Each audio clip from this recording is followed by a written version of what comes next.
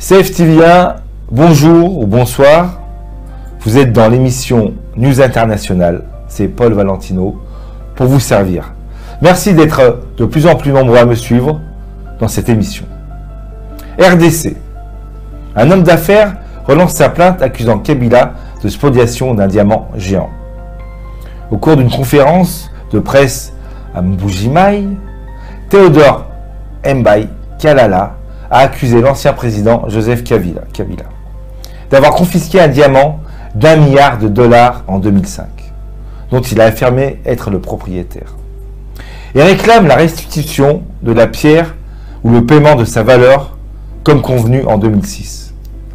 La coordination de la nouvelle société civile du Kasaï oriental exige également le règlement de l'affaire au plus vite. Rachel Kakinga Siamala parle de spoliation d'un gros diamant, 822 carats valant 1 milliard de dollars américains.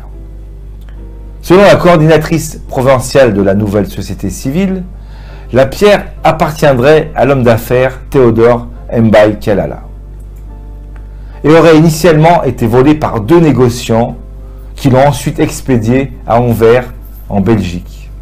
L'administration belge a alors saisi ce diamant avant de le renvoyer au Congo. Alors chef de l'État, à ce moment-là, Joseph Kabila l'intercepte à son tour à la Banque centrale et organise une visite officielle à Mbuji-Mayi en 2006. L'occasion pour Joseph Kabila de retrouver en face de lui le présumé propriétaire du diamant. Théodore Mbaye Kalala est alors accompagné de 13 chefs de confession religieuse du chef-lieu de la province du Kasaï oriental, qui confirment avoir été présents. À l'issue de ces contacts, M. Kabila fait la promesse de trouver un arrangement pour payer ce fameux diamant. Depuis, rien du tout n'a été fait. De nombreuses démarches juridiques et politiques ont été entreprises à Kinshasa, mais aucune d'elles n'a abouti. Même la contribution de Joseph Olenga-Koy, président du Conseil national du suivi de l'accord de la Saint-Sylvestre, n'a pu changer la donne. Le camp de Kabila reste silencieux. Mesdames et messieurs, comment se fait-il que le Kasaï oriental ne met pas la pression sur Tshisekedi? Cette affaire dure trop longtemps. 13 religieux affirment être présents lors de cette rencontre. Pourquoi l'opposition ne réagit pas à une telle affaire? 1 milliard de dollars.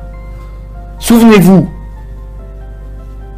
mesdames et messieurs, Camara, qui avait détourné 56 millions de dollars américains. L'affaire avait été plus rapide. Y a-t-il des craintes? Y a-t-il de la corruption? Nous ne savons pas. Tout ce que je peux vous dire, c'est que dès que nous aurons d'autres informations, d'autres éléments à vous communiquer, nous vous le dirons sur CFTV1. Merci d'avoir suivi cette émission. Abonnez-vous, likez, partagez. Et encore une fois, merci de votre présence et d'être aussi nombreux à cette émission. Au revoir. Prenez soin de vous.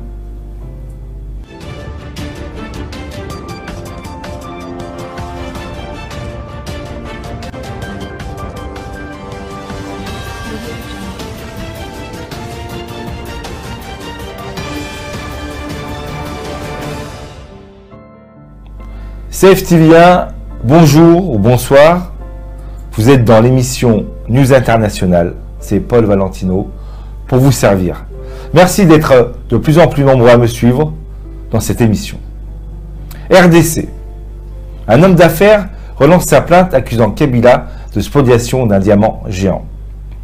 Au cours d'une conférence de presse à Mbuji-Mayi, Théodore Mbaye Kalala a accusé l'ancien président Joseph Kabila d'avoir confisqué un diamant d'1 milliard de dollars en 2005, dont il a affirmé être le propriétaire, et réclame la restitution de la pierre ou le paiement de sa valeur comme convenu en 2006. La coordination de la nouvelle société civile du Kasaï oriental exige également le règlement de l'affaire au plus vite. Rachel Kakinga Siamala parle de spoliation d'un gros diamant. 822 carats valant 1 milliard de dollars américains. Selon la coordinatrice provinciale de la nouvelle société civile, la pierre appartiendrait à l'homme d'affaires Théodore Mbaye Kalala et aurait initialement été volée par 2 négociants qui l'ont ensuite expédiée à Anvers, en Belgique.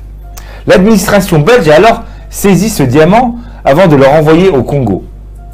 Alors chef de l'État, à ce moment-là, Joseph Kabila l'intercepte à son tour à la Banque centrale et organise une visite officielle à Mbuji-Mayi en 2006.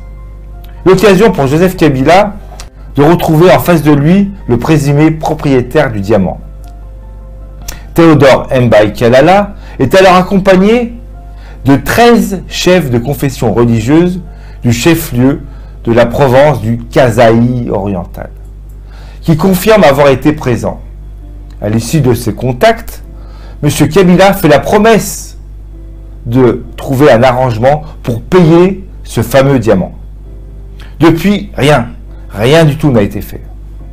De nombreuses démarches juridiques et politiques ont été entreprises à Kinshasa, mais aucune d'elles n'a abouti. Même la contribution de Joseph Olonga Koy, président du Conseil national du suivi de l'accord de la Saint-Sylvestre, n'a pu changer la donne. Le camp de Kabila reste silencieux. Mesdames et messieurs, comment se fait-il que le Kasaï oriental ne met pas la pression sur Tshisekedi? Cette affaire dure trop longtemps. 13 religieux affirment être présents lors de cette rencontre. Pourquoi l'opposition ne réagit pas à une telle affaire? 1 milliard de dollars. Souvenez-vous,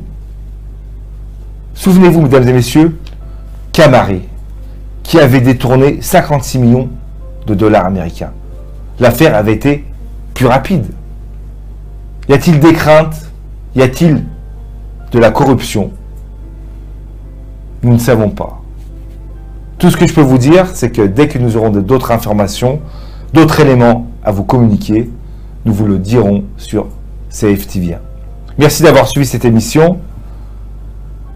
Abonnez-vous, likez, partagez. Et encore une fois, merci de votre présence et d'être aussi nombreux à cette émission.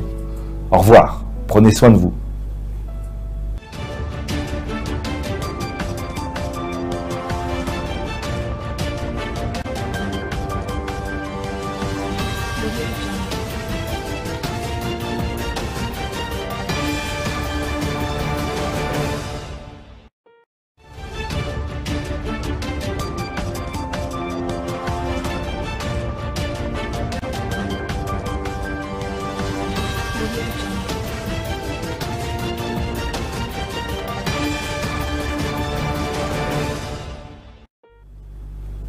CFTV1, bonjour.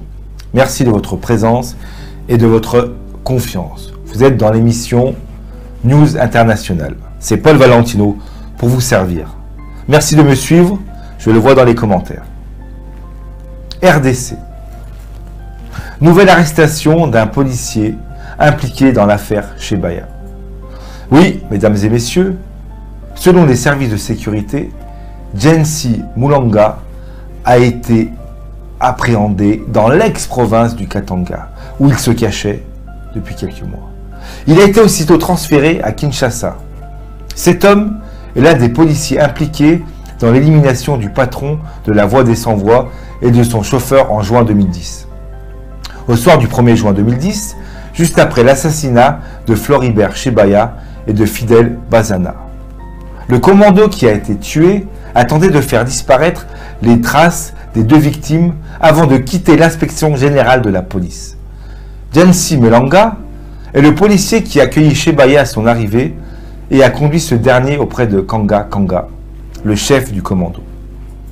Il a aussi été chargé d'arracher des pages du registre des visiteurs où figurait le nom des 2 défenseurs des droits de l'homme. Il a été par la suite exfiltré de Kinshasa vers Lubumbashi avec tous les autres membres du commando criminel, puis déployé dans la province du Lualaba, au sein de la police des mines. Placé dans un site minier de Mutsanai à Kolwezi, Gianni Molanga faisait souvent des navettes entre cette ville et le pont de la rivière du Lualaba pour des activités quelconques. Il est le 4e membre du commando d'exécution appréhendé par la justice. Reste à localiser le dernier des policiers fugitifs encore présents dans le pays. Selon certaines informations, Bruno Sochi serait caché dans la même province du Lualaba. 4 autres policiers fugitifs se trouvent en dehors de la République démocratique du Congo.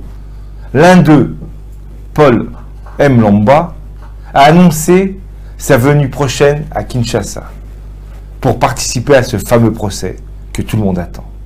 Il affirme, mesdames et messieurs, avoir vu de ses yeux l'exécution des défenseurs des droits de l'homme.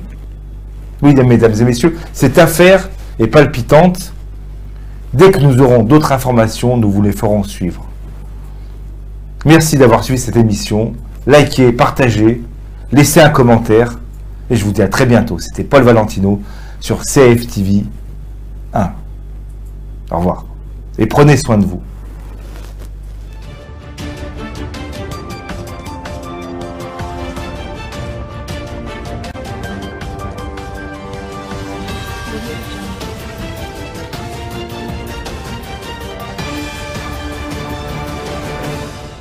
CFTV 1, bonjour. Merci de votre présence et de votre confiance. Vous êtes dans l'émission News International. C'est Paul Valentino pour vous servir. Merci de me suivre, je le vois dans les commentaires. RDC. Nouvelle arrestation d'un policier impliqué dans l'affaire Chebaya. Oui, mesdames et messieurs, selon les services de sécurité, Gianni Molanga a été appréhendé dans l'ex-province du Katanga, où il se cachait depuis quelques mois. Il a été aussitôt transféré à Kinshasa. Cet homme est l'un des policiers impliqués dans l'élimination du patron de la Voix des Sans-Voix et de son chauffeur en juin 2010. Au soir du 1er juin 2010, juste après l'assassinat de Floribert Chebaya et de Fidel Bazana. Le commando qui a été tué a tenté de faire disparaître les traces des 2 victimes avant de quitter l'inspection générale de la police. Gianni Molanga est le policier qui a accueilli Chebaya à son arrivée et a conduit ce dernier auprès de Kanga Kanga, le chef du commando. Il a aussi été chargé d'arracher les pages du registre des visiteurs où figurait le nom des 2 défenseurs des droits de l'homme. Il a été par la suite exfiltré de Kinshasa vers Lubumbashi avec tous les autres membres du commando criminel, puis déployé dans la province du Lualaba, au sein de la police des mines.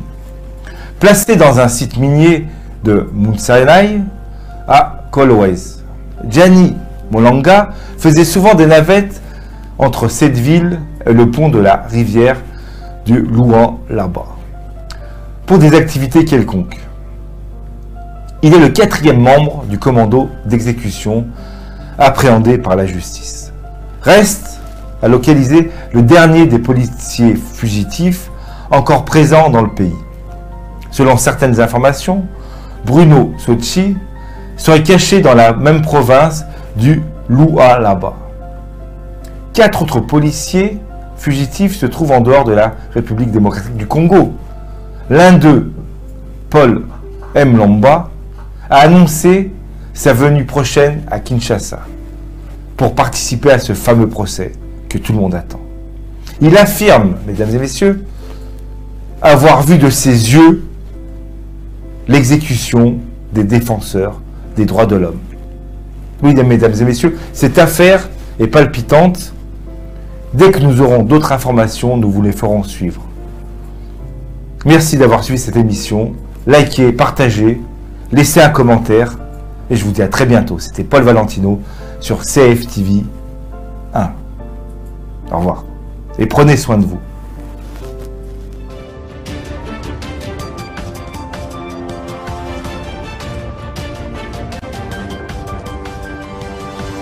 Thank you.